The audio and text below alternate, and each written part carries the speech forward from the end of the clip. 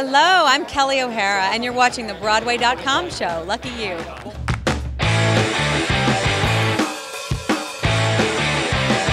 Welcome to the Broadway.com show, your weekly guide to everything happening on the Great White Way. Or, as we like to think of it, those who know every decent Memorial Day weekend playlist should be curated around Audra's Summertime from Porgy and Bess. Let's get started with the news.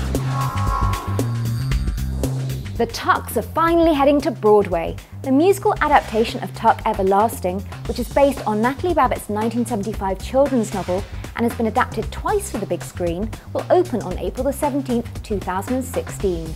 Penned by Chris Miller, Nathan Tyson and Claudia Scheer, the production has been placed in the hit-making hands of Aladdin, Mormon and Rotten director Casey Nicholaw. No word yet on casting, but Andrew Keenan Bolger headlined the production when it premiered at Atlanta's Alliance Theatre earlier this year. Jim Parsons is back at Broadway's Studio 54, and this time he's got some extremely big shoes to fill. He's playing the Almighty in David Javerbaum's new comedy, An Act of God, and when we talked to the Big Bang Theory favorite about his new godly gig, he actually seems pretty calm, cool, and collected about playing the man upstairs. God is like, once you embrace the idea of doing it, there's no way to do it wrong, because God's always right. You know, He owns this shit.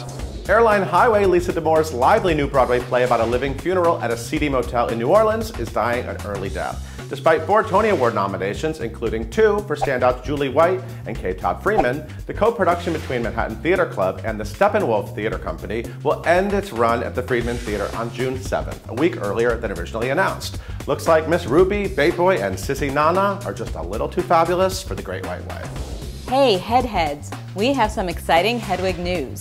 Taye Diggs, famous for Rent, How Stella Got Her Groove Back, Private Practice, and of course being the former Mr. Idina Menzel, is coming back to Broadway.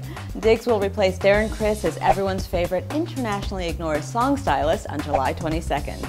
Meanwhile, Rebecca Naomi Jones, who currently plays Hedwig's husband Yitzhak in the show, is Broadway.com's newest video blogger. Catch the new vlog, called Total Package, starting on May 21st.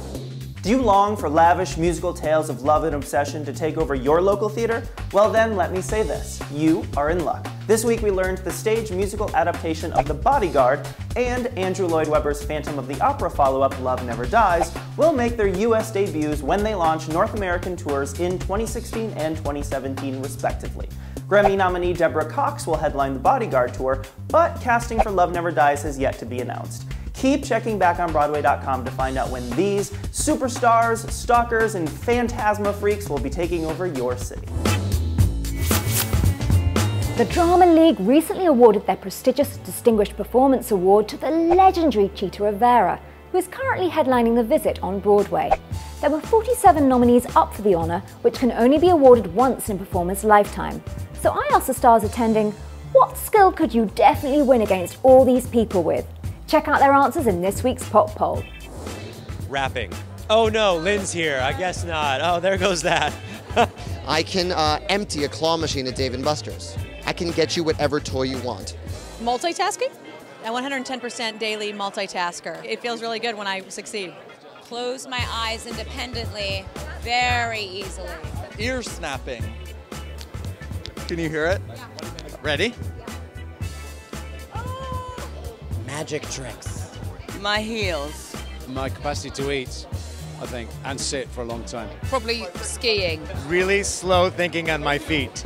Accepting defeat graciously. Boxing and maybe a deadlift. I can chop their heads off. Our tweet of the week comes from the always quotable Lesli Margherita of Matilda. Queen Leslie wrote, "No joke, I accidentally bumped into a girl in the store and she said, 'Ugh, bitch, OMG, you, I'm a fan,' which pretty much sums up showbiz." Note to Broadway fans, NYC is a small town and the theater district is even smaller, so don't pick a fight with that lady at the Duane Reade, the one who digs through her purse to find her credit card, then can't figure out how to use the card swiping thing, and then takes forever to just put her wallet away and actually move away from the register. She might be your Broadway idol. You can follow Miss Margherita at Queen Leslie. Our star of the week has a lot on her plate these days. Not only is she getting ready to co-host the Tony Awards and dazzling audiences with her Tony-nom performance in On the 20th Century 8 times a week, she's also somehow balancing her 3 shiny new Broadway.com Audience Choice Awards.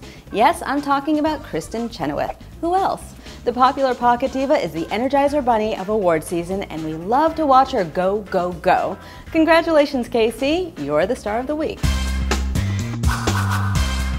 When we think of movie characters we definitely don't want as a boss, there's Cruella de Vil, there's Dr. Evil, and then of course there's Miranda Priestley from The Devil Wears Prada. The intimidating editor-in-chief of Runway magazine could be coming to the stage in a new musical adaptation of the hit movie. So we asked you to rank the actresses you'd love to see play the terrifying tastemaker on Culturalist. Here's who you picked. Megan Mullally, Audra McDonald, Joanna Gleason, Helen Mirren, Donna Murphy, Vanessa Williams, Bernadette Peters, Glenn Close, Patti LuPone, and number 1, Christine Baranski. Tune in next week for another Broadway.com Culturalist Challenge. Thumbs up to Ryan Murphy for always keeping Broadway alums in mind when casting his hit TV shows. The Glee creator's latest project, American crime story The People vs. O.J. Simpson, will star Stephen Pasquale as Detective Mark Furman, Sarah Paulson as Marcia Clark, and Billy Magnuson as infamous house guest Kato Kalin. Headlined by John Travolta as Robert Shapiro and Cuba Gooding Jr. as Simpson, this sounds like must-see TV to us.